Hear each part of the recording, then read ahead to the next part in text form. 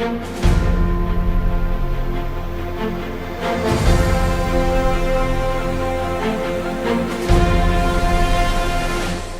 Updates. सुशासन तिहार से हो रहा समस्याओं का निदान, सीएम साय खुद सुदूर गांव तक पहुंचकर कर रहे समाधान। सीएम साय के मार्गदर्शन में डिजिटल सुशासन की ओर बढ़ते कदम। औषधि दर्पण नामक डिजिटल प्लेटफॉर्म का शुभारंभ। छत्तीसगढ़ में जल्द शुरू होगी मुख्यमंत्री ग्रामीण बस सुविधा योजना, बीते दिनों कैबिनेट ने दी थी मंजूरी। खबरें विस्तार से।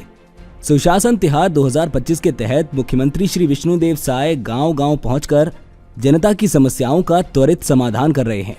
यह अभियान न केवल प्रशासन को जनता के करीब ला रहा है, बल्कि सुशासन की नई मिसाल भी कायम कर रहा है। सुशासन तिहार का तीसरा चरण 5 मई से 31 मई तक चलेगा।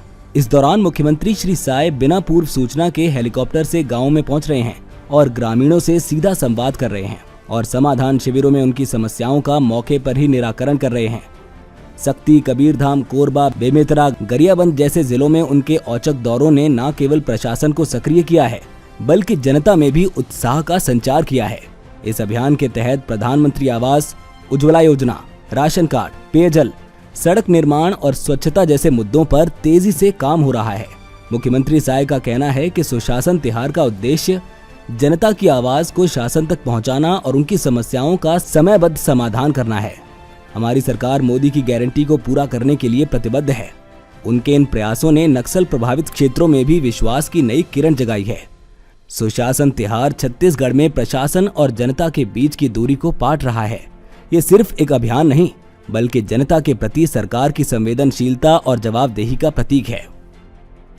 छत्तीसगढ़ सरकार ने राज्य की सार्वजनिक स्वास्थ्य सेवा को पारदर्शी, उत्तरदायी और तकनीकी रूप से दक्ष बनाने की दिशा में एक उल्लेखनीय पहल करते हुए औषधि दर्पण नामक डिजिटल प्लेटफॉर्म का शुभारंभ किया है। Chhattisgarh medical services corporation limited CGMSCL द्वारा विकसित ये ऐप दवा आपूर्ति श्रृंखला को सुव्यवस्थित करने, निगरानी को मजबूत करने और वितरण व्यवस्था को वास्तविक समय रियल टाइम में संचालित करने हेतु तैयार किया गया है। औषधि दर्पण ऐप को drug procurement and distribution management system DPDMIS के अंतर्गत डिजाइन किया गया है। इस सिस्टम के माध्यम से अब राज्य के किसी भी स्वास्थ्य संस्थान में दवाओं की उपलब्धता, उनकी मांग, शिपमेंट, वितरण और भंडारण की स्थिति का सटीक विश्लेषण किया जा सकता है।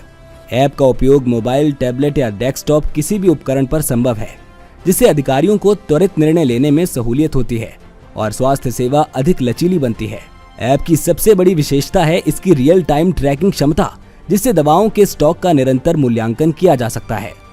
मुख्यमंत्री श्री विष्णुदेव साय की अध्यक्षता में पिछले दिनों हुई मंत्रिपरिषद की बैठक में मुख्यमंत्री ग्रामीण बस सुविधा योजना को हरी झंडी दिखाई गई। मुख्यमंत्री ने इसे ग्रामीण जनता को विकास की मुख्य धारा से जोड़ने वाली एक क्रांतिकारी पहल बताया है। इस योजना के तहत पहले चरण में राज्य के लगभग 100 चिन्हित ग्रामीण मार्गों पर बस सेवा शुरू की जाएगी, जिसके लिए सरकार ने 25 करोड़ रुपए का प्रावधान किया है। इस योजना का सबसे बड़ा लाभ उन दूर दराज के ग्रामीण इलाकों के लोगों को मिलेगा, जहां परिवहन की सुविधा की कमी के कारण शिक्षा, स्वास्थ्य और रोजगार के अवसरों तक पहुंच सीमित है। किसान, मजदूर, विद्यार्थी और छोटे व्यापारियों को अब जनपद, तहसील और जिला मुख्यालयों तक आसानी से आने जाने की सुविधा मिलेगी। खास बात यह है कि इस योजना में 18 से 42 सीटों वाली हल्के और मध्यम श्रेणी की बसें शामिल होंगी, जिन्हें स्थानीय निवासियों को प्राथमिकता के आधार पर परमिट दिए जाएंगे। सीएम अपडेट्स में आज के लिए इतना ही। कल फिर मिलेंगे नई अपडेट्स के साथ। जय हिंद, जय छत्तीसगढ़।